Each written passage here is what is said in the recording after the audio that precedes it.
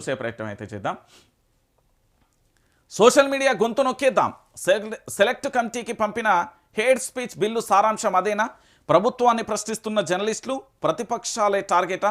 Bill పేరుతో walk స్వాతంత్రానికి సంఖ్యలు. ప్రశ్నిస్తున్న వారి గొంతు నొక్కేందుకు సర్కార్ మాస్టర్ ప్లాన్.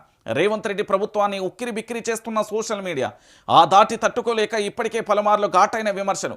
ప్రజాస్వామ్యానికే మరణ శాసనం లాంటి చట్టం రూపకల్పన. హుక్కుపాదం మోపేందుకు హేట్ స్పీచ్ పేరుతో చట్టం. డిజిటల్ జర్నలిస్టులపైన రేవంత్ సర్కార్ బ్రహ్మాస్త్రం. యాక్ట్ అమలైతే వాట్సాప్లో మెసేజ్లు చేయాలన్న వనకే. గవర్నమెంట్ను ప్రశ్నిస్తే 7 నుంచి 10 ఏళ్ల జైలు శిక్షలు.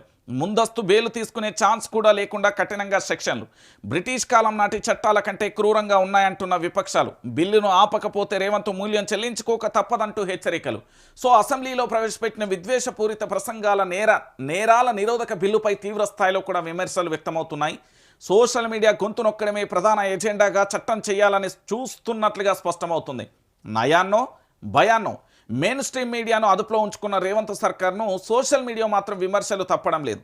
ఇప్పటికే పలుమార్లు డిజిటల్ మీడియా జర్నలిస్టులపై డైరెక్ట్గా వార్నింగ్లు ఇచ్చిన సీఎం ప్రశ్నించే గొంతుకలను అణచివేసేందుకు పెద్ద పథకమే వేస్తున్నట్లుగా తాజా పరిణామాలను బట్టి అర్థమవుతుంది. ఈ నేపథ్యంలో గవర్నమెంట్ను ప్రశ్నించాలంటే భయం పుట్టేలా బిల్లును రెడీ చేసినట్టుగా తెలుస్తుంది.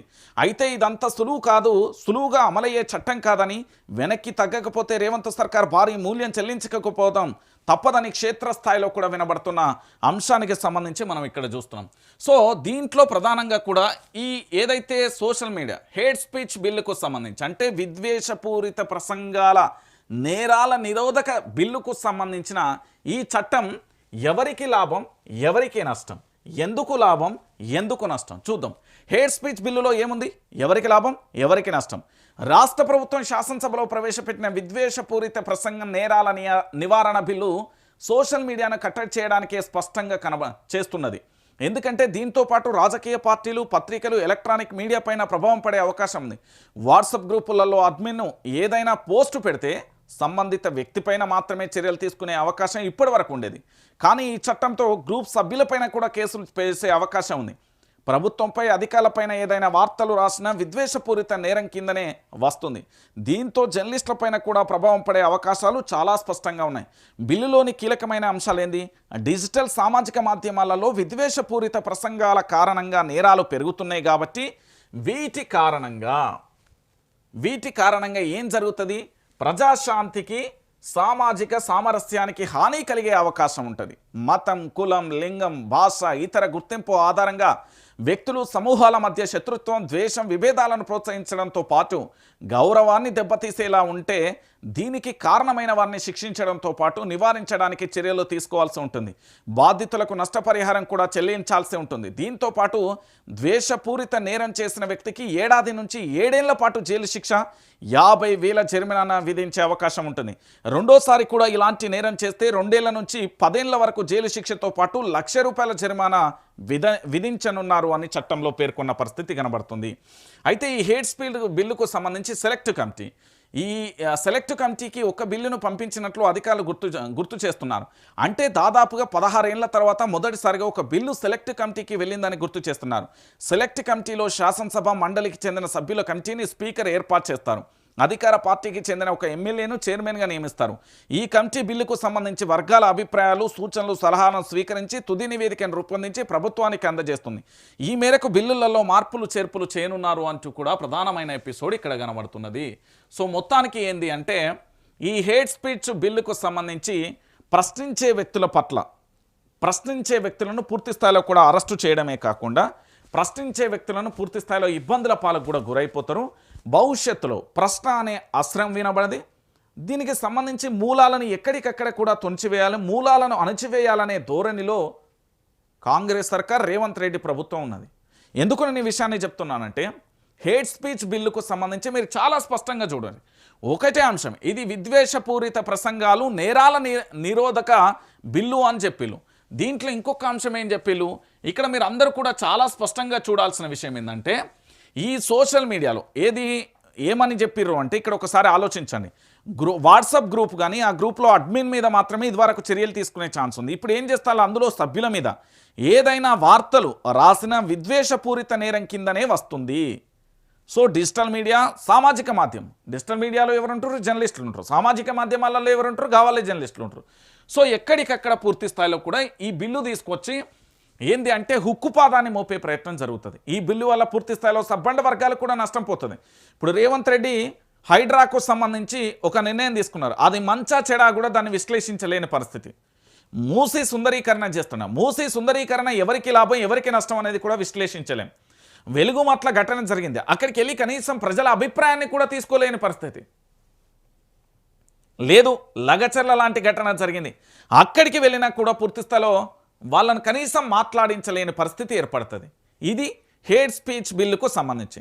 ఎందుకంటే వెలుగుమట్ల బాధితులు పూర్తి స్థాయిలో ప్రభుత్వాన్ని తిట్టడం, అక్కడ ఉన్న మంత్రులను తిట్టడం, దాంతోపాటు ప్రభుత్వం మీద విమర్శలు చేస్తే మా మనోభావాలు తిన్నాయి, మా మనోభావాలు దెబ్బతిన్నాయి. ఎందుకంటే మా అభిమాన నాయకుడు లేదా మా మంత్రి మీద పూర్తి స్థాయిలో కూడా విమర్శలు చేస్తున్నారో అది మా మనోభావాలు దెబ్బతిన్నాయి, దానివల్ల మాకు విద్వేషపూరితమైన ప్రసంగాలు చేస్తున్నారు, దానివల్ల మేము ఇబ్బంది పడే పరిస్థితి ఏర్పడుతుందని ఓ కంప్లైంట్ వెళ్తుంది, దానివల్ల అరెస్ట్ అవుతుంది. ఇప్పుడు హైడ్రాకు సంబంధించి అక్కడికి వెళ్తుంది. ఎవరిదో ఒక ఇల్లు కూల్చేసినా లేదా వాళ్ళ ఇల్లును పూర్తి స్థాయిలో నేలమట్టం చేసినప్పుడు వారు అప్పుడున్న పరిస్థితులలో కన్నీటి పర్యటమవుతూ పూర్తి స్థాయిలో కూడా ఆవేశంతో అక్కడ జరిగిన ఉద్రిక్తమైన పరిస్థితులతోని మానసికంగా గట్టిగా కూడా కన్నీరు పెడుతూ వాళ్ళు పూర్తి స్థాయిలో ప్రభుత్వాన్ని విమర్శించే పరిస్థితి వస్తుంది. సో దాన్ని కూడా చెప్పలేని పరిస్థితి లేదు. నాకే ఒక సమాచారం తెలిసింది, దాన్ని గ్రూప్లో వేసిన, అది వాస్తవం కాదా అంటే ఇప్పుడు ఏం జరిగింది అనేది నేను ఒక అధికారి లెక్క డ్రెస్ వేసుకొని మళ్ళీ ఆఫీసర్ అయి పెన్ను పేపర్ పట్టుకొని పూర్తి స్థాయిలో అక్కడికి పోయి వాస్తవం కాదా అంటే ఆయన ఏమంటాడు, ఇది అవాస్తవమే అని కుట్టిపడేస్తాడు ఏదైనా అధికారి ఉంటే. కానీ అధికారి వివరణ తీసుకొని ఆయన సంతకం తీసుకొని ఇది నిజమైన వార్త అని మనం అప్పుడు గ్రూపులలో పోస్ట్ చేస్తే అది దాన్ని షేర్ చేసే అవకాశాలు ఉంటాయి, లేదా అప్పటి వరకు కూడా దీన్ని షేర్ చేసే అవకాశం ఉంది. ఇంకా సోషల్ మీడియా, మీరు ఫేస్బుక్ వాడుతున్నారు కదా, వాట్సాప్ వాడుతున్నారు కదా, ఇన్స్టాగ్రామ్, మీకు ఇది డేంజర్ బెల్ లాంటి సమాచారమే. మీరు ఒక కంటెంట్ క్రియేట్ చేసిన లేదా ఒక కంటెంట్ను మీరు ప్రజల్లోకి తీసుకెళ్దాం అనుకున్నా, అందులో ఎవరెవరి మనోభావాలు దెబ్బతిన్నా కూడా అది మళ్ళీ మీ మీద కేసులు అయ్యే అవకాశం ఉంటుంది. ఉదాహరణకు కేసీఆర్ పాత్రేషులు లేదా రేవంత్ రెడ్డి పాత్రేషులు లేదా కాంగ్రెస్ పార్టీ పాత్రేషులు లేదా ప్రస్తుతం జరుగుతున్న పరిస్థితులకు అనుగుణంగా పూర్తి స్థాయిలో కూడా మీరు అక్కడ ఆ పరిస్థితుల అనుగుణంగా ఏదైనా ఎపిసోడ్ తీసి ఆ కంటెంట్ను ప్రసారం చేయాలని మీ ఛానళ్లను ఫేస్బుక్లలో పెట్టిళ్ళు, అది కూడా విద్వేషపూరితమవుతుంది. ఫేస్బుక్లో ఒక ఫోటో పెట్టుకున్నారు మీదే, దాని మీద కంటెంట్ రాసిళ్ళు, గత ప్రభుత్వంలో ఉండే ఇప్పటి ప్రభుత్వంలో ఇప్పుడు ఇలా ఉండే, అది కూడా విద్వేషపూరితంగానే.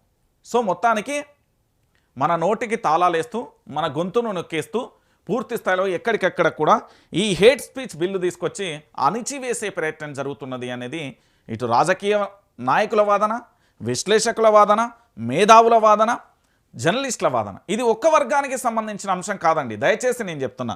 ఇప్పుడు బీజేపీ మాట్లాడినా విద్వేషపూరితమవుతుంది, ఆర్ఎస్ఎస్ మాట్లాడినా విద్వేషపూరితమవుతుంది, సామాన్యుడు మాట్లాడినా విద్వేషపూరితమవుతుంది, సమాజంలో ప్రశ్నించే మేధావి మాట్లాడినా కూడా విద్వేషపూరితమవుతుంది. అంటే ఓవరాల్గా ఏమైపోతుంది అంటే ఈ హేట్ స్పీచ్ బిల్లుకు సంబంధించి ఆమోదం జరిగితే మనందరం కూడా సైలెంట్గా తిరుగు ప్రయాణం చేయాల్సిందే. ఇక నెక్స్ట్ జరిగే అంశం ఏంటంటే ఏం జరిగినా కూడా కళ్ళుండి చూడలేకుండా, చెవులుండి వినలేకుండా, నోరుండి మాట్లాడలేకుండా జీవంగా ఉండి నిర్జీవంగా బతకాల్సిన పరిస్థితులు ఏర్పడతాయి. ఇంకా మన తెలంగాణ యాస భాషలో చెప్పాలంటే మనం గతంలో పాఠశాలలో సాంఘిక శాస్త్రంలో చదువుకుంటాం, మేబీ ఇప్పుడు సోషల్ అంటాం కదా, దాంట్లో ఏం చదువుతాం వాళ్ళు పీడిత అణగారిన వర్గాలు అని అంటాం చూడు, ఆ పీడిత అవన్నీ కూడా మళ్ళొకసారి పునరావృతమయ్యే అవకాశాలు ఉంటాయి. సో హేట్ స్పీచ్ బిల్లు వ్యతిరేకమా లాభమా నష్టమా అంటే ఏది చేసినా కూడా ఎఫ్ఐఆర్ అయ్యే అవకాశం ఉంటుంది. మొదటిసారి ఏదైనా మాట్లాడితే 50,000 జరిమానామాతో పాటు 7 సంవత్సరాలు జైలు శిక్ష, రెండోసారి ₹1,00,000 10 ఏళ్ల జైలు శిక్ష, అయిపోయి ఇంకా కెరియర్ ఏంది, మనిషి పుట్టేందుకు, ఇక 10 ఏళ్ళు నువ్వు జైల్లోనే ఉన్నాక ఇక బతికేందుకు అంటున్నా. అవు గదే ఈ యొక్క బిల్లు యొక్క సారాంశం. సో దీని మీద మరి ప్రభుత్వం ఏదైతే సెలెక్ట్ కమిటీకి పంపించింది కదా, ఆ కమిటీ ఏం చెప్తుంది, ఏమవుతుంది అనేది మనం వేచి చూద్దాం. సో ఫైనల్గా మాత్రం ఇది క్లియర్ అండి, ఇదే ఆ సారాంశం. దీన్ని నిన్న మొత్తం ఇంగ్లీష్లో దీనికి సంబంధించిన పేజీలు అన్నీ ఉన్నాయి, ఏడ చూసినా ఏ సెక్షన్ చూసినా కూడా అది అరెస్టుకు మూలమే అయిపోతుంది. ఏది చూడు, అరే ఏ పేజీ చదివినా నేను, ఎందుకంటే నిన్న దాదాపుగా కొన్ని పేజీలే చదివినా, ఏ పేజీ చూడు ఎక్కడ చూడు కూడా ఇదే కనబడుతుంది. దాంట్లో ఇప్పుడు కూనమనేని సాంబశివరావు గారు చెప్పినట్టుగా మొదటి పేజీలో గదే కనబడుతుంది. ఏది అక్కడ బిల్లుకు సంబంధించి నెంబర్ ఆఫ్ 20/2026లా సెకండ్ పేజ్లో గదే ఉంది, థర్డ్ పేజ్లో గదే ఉంది, ఫోర్త్ పేజ్లో కూడా గదే ఉంది. నేను ఎందుకు ఈ విషయాన్ని చెప్తున్నా అంటే సమాజం కూడా ఒకసారి ఆలోచించాలి. మరి ఇలాంటి బిల్లుల వల్ల భవిష్యత్తులో ఇబ్బందికరమైన పరిస్థితులు ఎదుర్కొనేది మనకు అన్యాయం జరిగింది, మనం కన్నీటి రోదన పడుతున్నాం, మనకు న్యాయం చేయండి మహాప్రభు అంటే చూపించడానికి ఎవరు ఉండరు. రేపు నీకు అన్యాయం జరిగినప్పుడు నీ వాదన, నీ గొంతు, నీ గలం గురించి మాట్లాడడానికి, నీ గలాన్ని ప్రపంచానికి చూపించడానికి, నీ గలాన్ని తెలంగాణలో 4 కోట్ల మంది ప్రజలందరికీ కూడా చూపించడానికి కనీసం ఎవరు కూడా కనిపించరు. ఇది రియాలిటీ. ఇక దీంతో పాటుగా నేను ఇంకొక అంశాన్ని కూడా మీ అందరికీ చూపించే ప్రయత్నం చేస్తా. సో మొత్తానికి ఇక్కడ హేట్ స్పీచ్ బిల్లుకు సంబంధించి మనం చూసే ప్రయత్నం అయితే చేసినాం. దాంతోపాటుగా వాస్తవాలు ఏంటి, అవాస్తవాలు ఏంటి అనేది కూడా ఇక్కడ మొత్తానికైతే సెలెక్ట్ కమిటీకి సంబంధించి మాత్రం ఈ హేట్ స్పీచ్కి సంబంధించిన బిల్లు ఏర్పడింది. తెలంగాణ రాష్ట్రం ఏర్పడిన తర్వాత తొలి బిల్లు ఇది తెలంగాణ రాష్ట్రం ఏర్పడిన తర్వాత తొలి బిల్లు. ఇది సెలెక్ట్ కమిటీకి పంపించి కమిటీ పంపించే ఆనవాయితీ ఎక్కువగా కూడా పార్లమెంట్లో ఉంటుంది. ఎందుకంటే అది వివాదాస్పద బిల్లును సెలెక్ట్ కమిటీకి పంపించాక కమిటీ నివేదిక ఆధారంగా బిల్లులో మార్పులు చేర్పులు చేసి తిరిగి బిల్లును మళ్ళీ పార్లమెంట్లో ప్రవేశపెడతారు. కానీ ఇక్కడ అసెంబ్లీలో సహజంగా ప్రభుత్వాలు రూపొందించిన బిల్లులపై ఎవరెన్ని అభ్యంతరాలు చెప్పినా దానిని ప్రభుత్వం ఆమోదింపజేసుకుంటుంది. ఉభయ సభలలో ఆమోదానికి కావాల్సిన మద్దతు కూడా ఉంటుంది. అందుకే వెనక్కి తీసుకోవడం, సెలెక్ట్ కమిటీకి